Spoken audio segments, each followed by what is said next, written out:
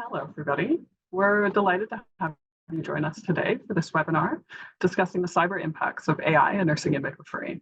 I'm Jasmine Kirk. I'm a midwife and an ANMF professional officer. Thank you for joining us.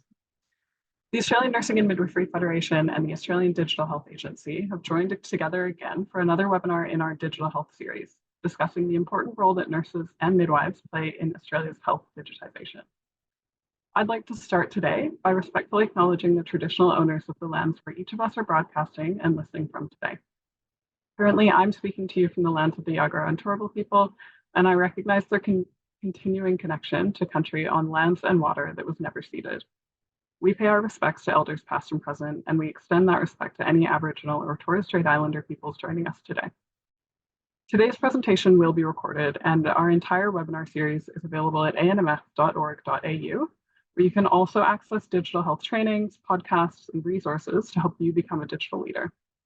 We're joined today by cybersecurity experts from the Australian Digital Health Agency. Mark Selwood is the Director of Cybersecurity Solutions, and he leads the team responsible for the security of Australia's digital health infrastructure. Hi, Mark. Tracy Weeks is joining us again as the Manager of Cyber Awareness and Education, focusing on educating the workforce to protect information and service delivery. Hi, Tracy. Tracy has had over a decade of experience in cybersecurity and healthcare and leads her team within the cybersecurity branch to drive cultural change across Australia. We're really delighted to have her input today. Kim Clark is the lead officer in cyber awareness and education at the Australian Digital Health Agency. Kim has seen over 7 years of experience in cybersecurity, working across both the private and public sectors, and works to deliver people-focused cyber solutions to government and healthcare. I'm so pleased to bring these voices to you today to discuss the impacts that AI are already having on nursing and midwifery. We're also joined by Alicia Graham, the Education Manager for the Australian Digital Health Agency. At the end of today's session, she is going to facilitate a short Q&A with our presenters. So we ask if you have any questions throughout the presentation, please pop them into the Q&A function chat. After today's session, we will send you a quick 2-minute evaluation, and we'd really appreciate for you to complete this so that we can improve what we offer in the future. Tracy, it's up to you. Thank you so much, Jasmine. Look, good afternoon, everyone. Thank you so much for welcoming us back. I think it's been almost 12 months since we actually came to speak to you the very first time about cybersecurity, and we're very excited to be back and talking about the latest hot topic, which is artificial intelligence, or AI for short, with the cyber lens and the impacts of AI in nursing and midwifery. So in today's session, what we're going to take a quick look at is, what is AI? We're going to take a little look at that dark side of AI, so how cyber criminals are using AI to polish and craft all of their different campaigns that they launch on us. We're going to look through some of the AI opportunities that exist in healthcare, and then we're going to finish on some recommendations of using AI from our expertise, which is the cybersecurity perspective. So AI is not new technology, believe it or not. It's not new, but it is a trending technology, and that topic that's always in the media of late. We wanted to start with a little quote from CSIRO CEO David Hanson, which sums up quite nicely what we're seeing of late. So today, the use of AI in society mirrors the arrival of Google in the late 1990s, which really marked the beginning of widespread use of the internet. And I'm sure there are many of us on the call today that can remember when we all first really started using the internet. I often think about, how did we actually cope before its introduction? The world is now literally at our fingertips. And when I was preparing for this presentation, I really started to think back to the days when I first moved from my very small country town that I live in to Brisbane. And I was driving around trying to figure out where I was going. And I had that good old-fashioned road map book. Some of you will remember those, my dad gave it to me, and it would sit on my lap, and I was trying to figure out all the different roads I need to take so I could find my way where I need to go. To now, we're able to just enter that information into a GPS, so I can just pop in the details of where I need to go, and it tells me exactly how to get there. So the mainstream introduction of the internet was a technology change, and we have all really heartily embraced it. And now we're looking at that future of AI.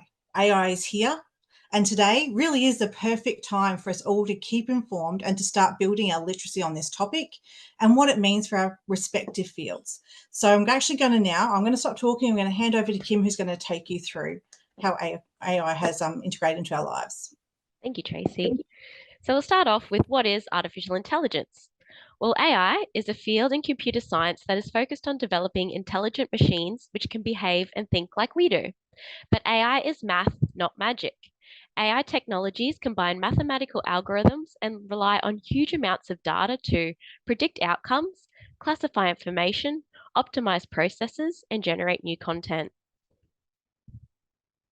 So just like medicine and nursing, AI has different domains and subspecialties. So we're now going to look at a few of those key different subdomains. But it's important to note that these subfields all work together to create the different apps and technologies that we're seeing today.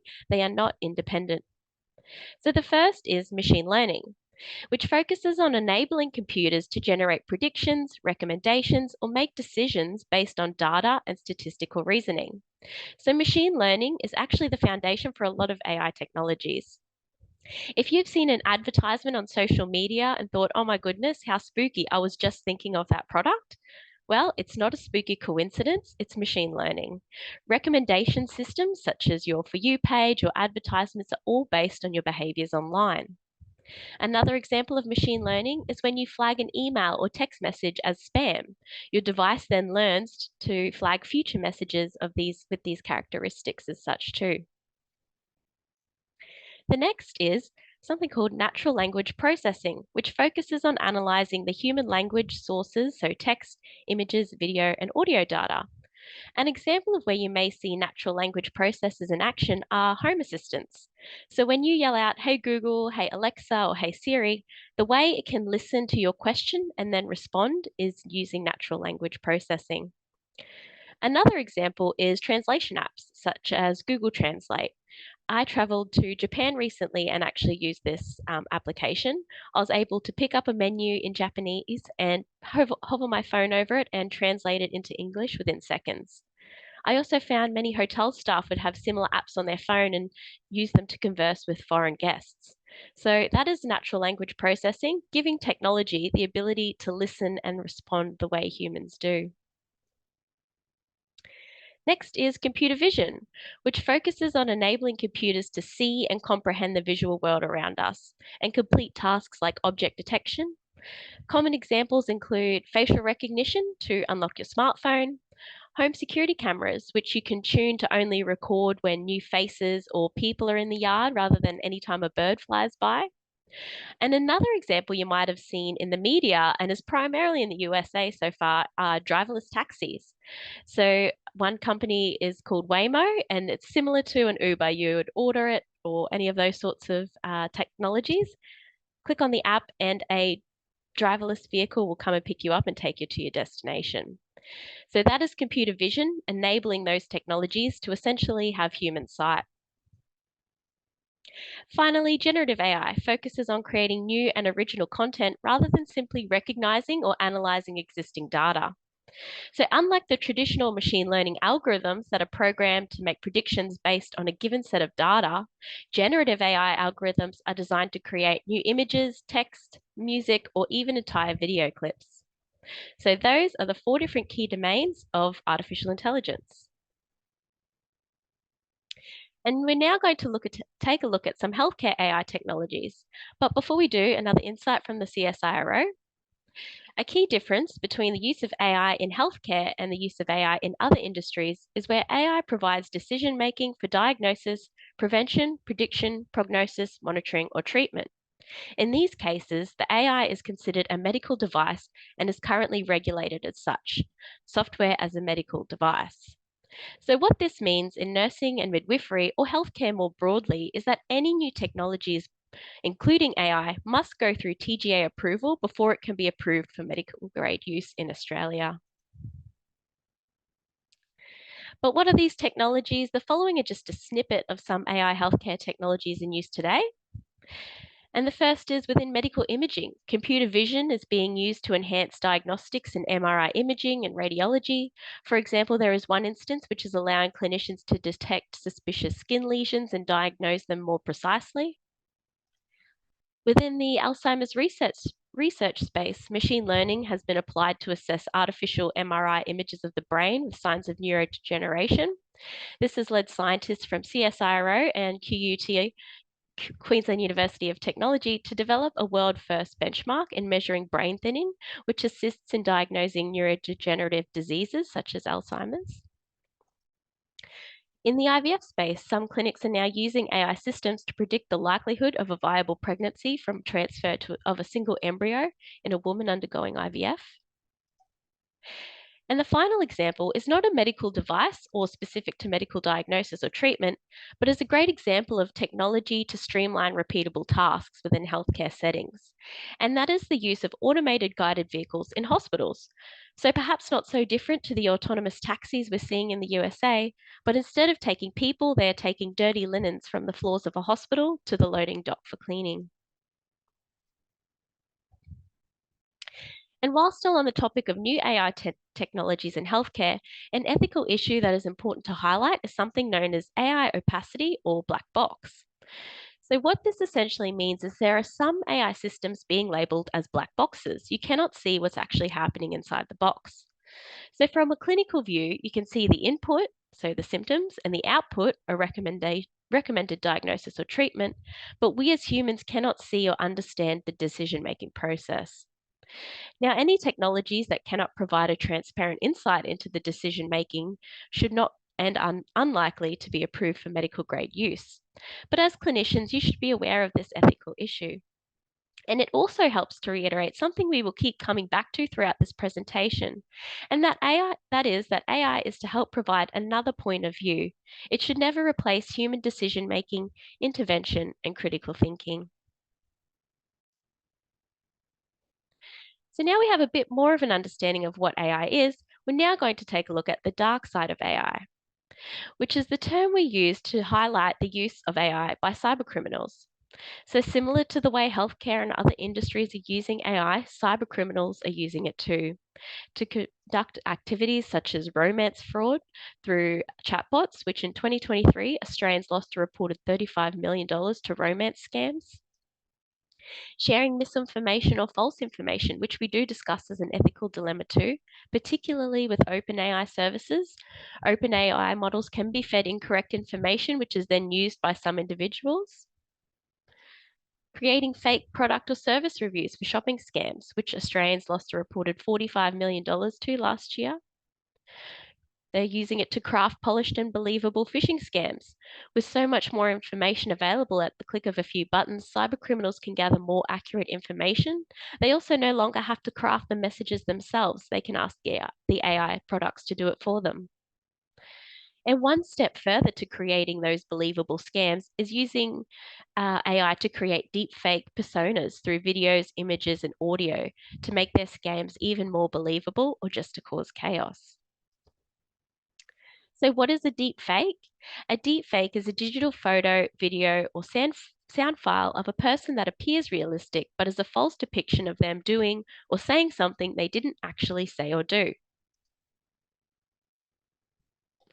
So a harmless example of deep fake technology includes those different apps which allow you to face swap with a celebrity or combining you and your partner's face to see what your future child might look like.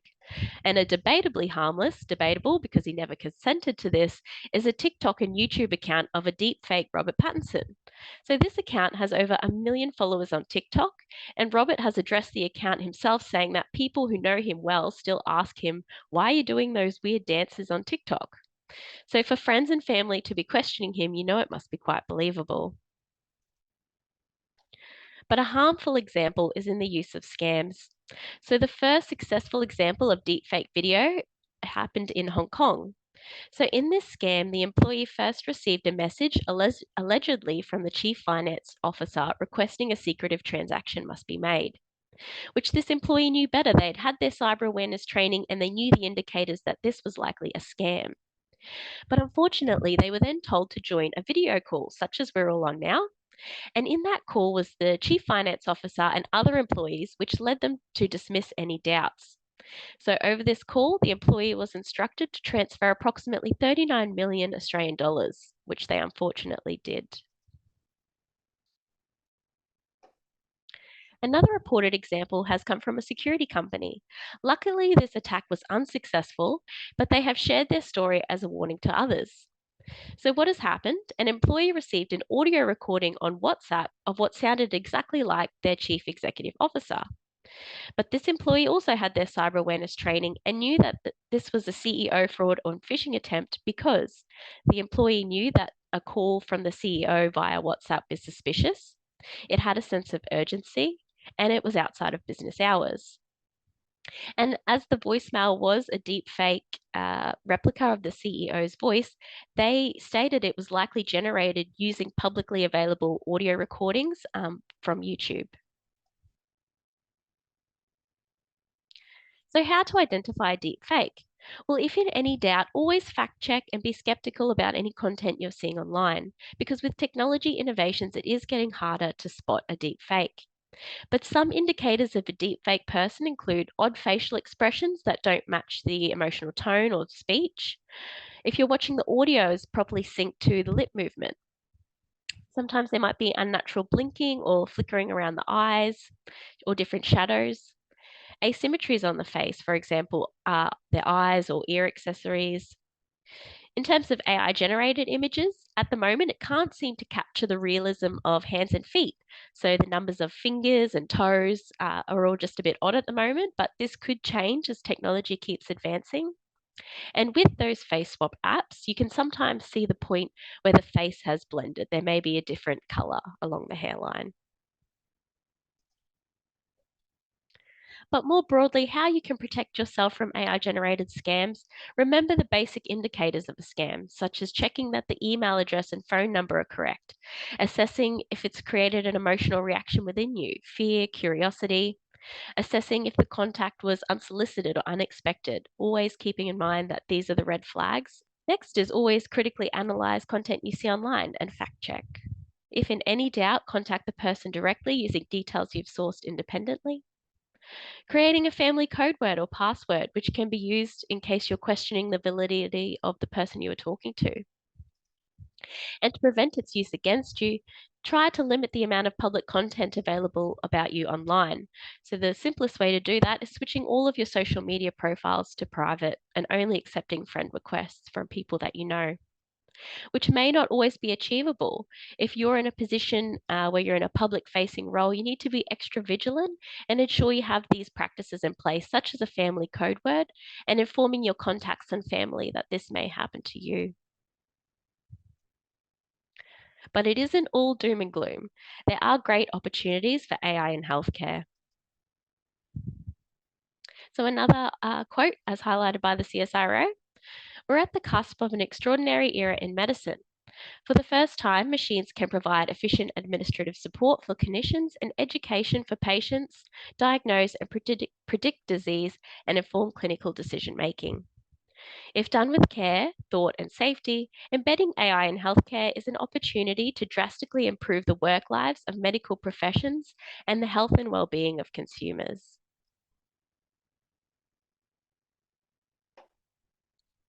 So just reiterating the key themes from that quote, AI can help us to streamline repeatable tasks. AI can automate and simplify time-consuming routine tasks that clinicians typically handle to reduce administrative burden and free up more time for more direct patient care. By automating repetitive processes and paperwork, AI allows healthcare practitioners to allocate more of their time and attention directly to their patients. And enhancing diagnostics, AI systems can rapidly analyze large data sets, which can help practitioners make more accurate and timely diagnoses. So I will now hand back over to Tracy to discuss the cybersecurity considerations around the use of AI. Thank you so much, Kim. So as you can see, the opportunities for AI, for use of AI in healthcare really will be limitless when we move forward. But as with all technology, AI tools need to be implemented with care, thought, and safety. and cybersecurity needs will always need to be considered. So how are we interacting with AI tools? That should always be a top consideration for us. So, and I think privacy and confidentiality of the information we share should always be our very top concern. So what we need to start doing is thinking about how our use of AI could actually impact the data privacy of information, particularly when we're using those free and open AI platforms. Because remember, these systems are actually designed to ingest content, learn from all the information it gathers, and then provide responses to people's questions. Therefore, before entering into any information into an AI tool, stop and think, do you actually have consent to share the information that you're putting in with this particular AI platform? And are you sharing too much information? Are you sharing too much of your own personal information if you're using one of the free ones like ChatGPT because you're mucking around and you want to ask it questions? Are you actually giving up too much of your own personal information that could then be reused and shared with other people? Or are you using information that might belong to patients or confidential information and putting it into platforms where that information could then be ingested and reshared? Could the use of that AI tool impact your organization's reputation? There have been instances where staff of large private enterprises were using open AI tools and then actually lost the ownership of sensitive IP because they actually put information into these systems to try and get some information out. Always be cautious of using your work credentials, especially if you're signing up for free or external AI systems and chatbots, because if these systems are breached, they can be compromised, and then that information can be then used to gain access to your organizational systems. And again, always critically analyze the responses provided by these AI tools and be aware of potential inaccuracies, biases, and misinformation. So do not take the response that it gives you as fact. We always need to check and ensure that those responses that they've provided are accurate.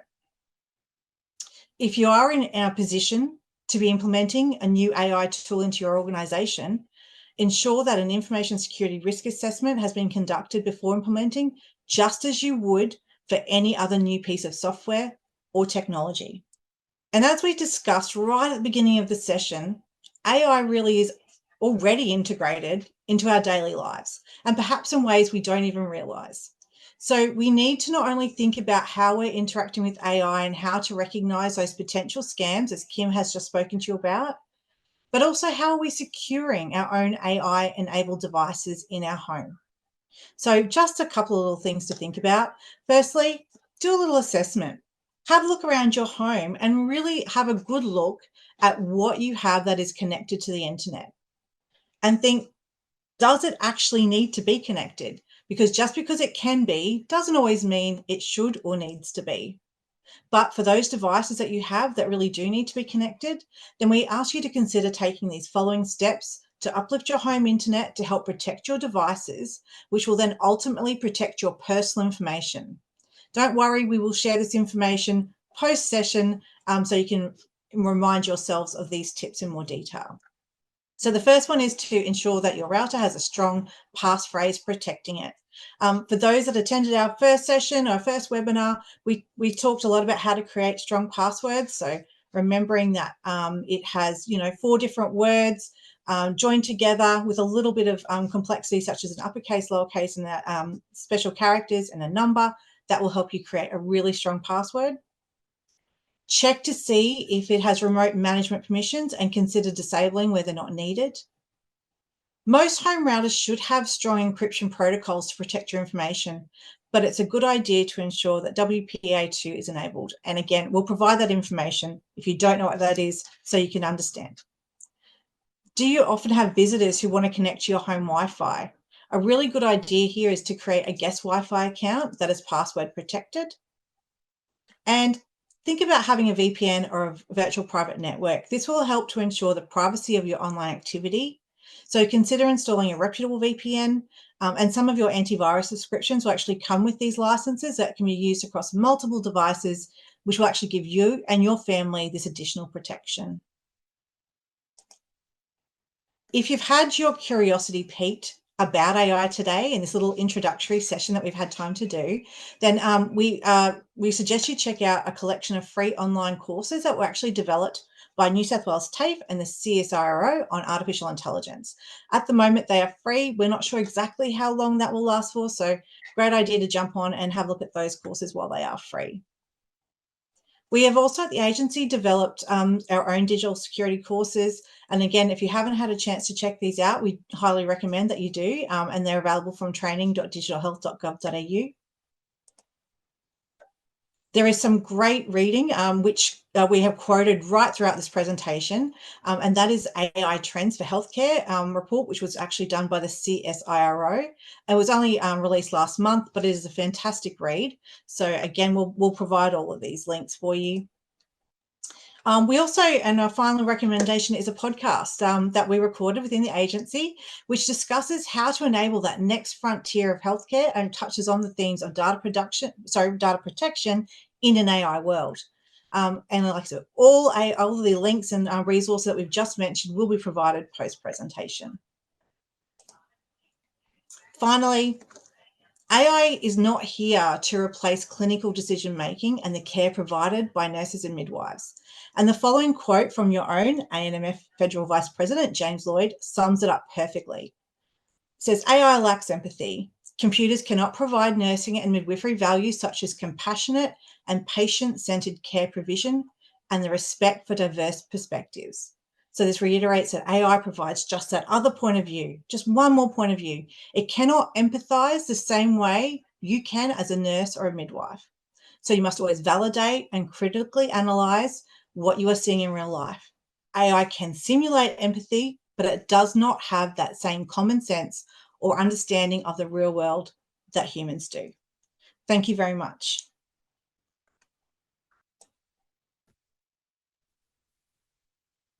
Thanks, Tracy. So we're up to the questions portion of the session. So I do have a couple of questions for Mark. So the first one we've got is, what is happening at a national level to address the AI regulations, frameworks, and implementation? So thanks for that question, Alicia. There are several activities taking place at a national level to address AI regulations and frameworks. So within the Australian Public Service, the Artificial Intelligence and Government Task Force in Australia is a joint initiative led by the Digital Transformation Agency and the Department of Industry, Science and Resources. Now, this task force has been created to help the APS assess and harness the opportunities of AI technology while effectively managing its risks, both present and future. And then additionally, across Australia, digital and data ministers have agreed to a national assurance framework for artificial intelligence that promises a consistent approach to the use of the technology across state, federal and territory governments. Perfect. Thank you, Mark. And the next question we have here is, what is happening in the Australian healthcare landscape to address safe AI implementation? And is there anything specific that the agency is doing? Okay, so in terms of regulation, the Therapeutic Goods Administration, or the TGA, in Australia regulates software-based medical devices, including those that incorporate software or are software themselves. So this includes software as a medical device or software that relies on a particular hardware or function as intended, or to function as intended. So in the context of AI, the TGA is responsible for regulation of artificial intelligence when it has a medical purpose in healthcare in Australia. So AI software and models that have undergone assessment by the TGA are listed on the Australian Register of Therapeutic Goods. Additionally, the Australian Commission on Safety and Quality in Healthcare is an Australian government agency that leads and coordinates national improvements in the safety and quality of healthcare based on the best available evidence. This group is working to develop resources aimed at ensuring AI in clinical practice contributes positively to patient care, safety and outcomes. In terms of digital health agency activities, we have representation at all the different forums I have mentioned and a couple more, which are focused on safety, quality and ethical implementation of AI. We also have our National Digital Health Capability Action Plan, which is a 2-year program of work focused on helping Australia's health workforce adopt digital health technologies. This action plan is on our website. That's good to know. Thank you. And are there any additional technical guidelines that anyone in the audience could possibly refer to? Yeah. So we do have some more different resources that are already published by the Australian Cybersecurity Centre and other groups, and we can provide the links in our informational materials to follow up. I just have one last question come through. It says, as a nurse, how can I be sure that sure that the AI that I am using is in delivery of care is safe? Sorry. So I guess, so one of the things about that is, I guess, in a workforce, in a work location, then you really want to be using stuff that's been authorised by your healthcare provider organisation and has been given a green light from that perspective. That would be my best advice at this point. Yeah, excellent. So getting onto their IT and making sure that they get a list from them of what they can and cannot use. Yeah. And don't forget, like we said, always use your judgment on top of what you're seeing from these systems. So if something doesn't look right to you, based on all of your training and all of your skills, then that's when we need to start questioning what we're seeing and making sure that it is giving us the right information. Absolutely. Thanks, guys, for answering those questions. That's it from me, and I'll hand back over. Thank you so much, guys. I would like to thank the Australian Digital Health Agency, all of our speakers today for their contributions. It's been very illuminating. I know as a midwife, every time I hear streamline a repeatable task, I get a little bit excited. So I'm looking forward to how this is going to change my practice. I also really want to thank all of our participants. Thank you so much for giving us your time and your attention today. For all of our digital health resources, including all of our webinar recordings, please go to anmf.org.au and click on digital health. You can follow us on social media to get updates on future events. And after today's session, we just ask that you take 2 minutes to complete a survey about your thoughts that we'll email out to you. Thank you so much and enjoy your day.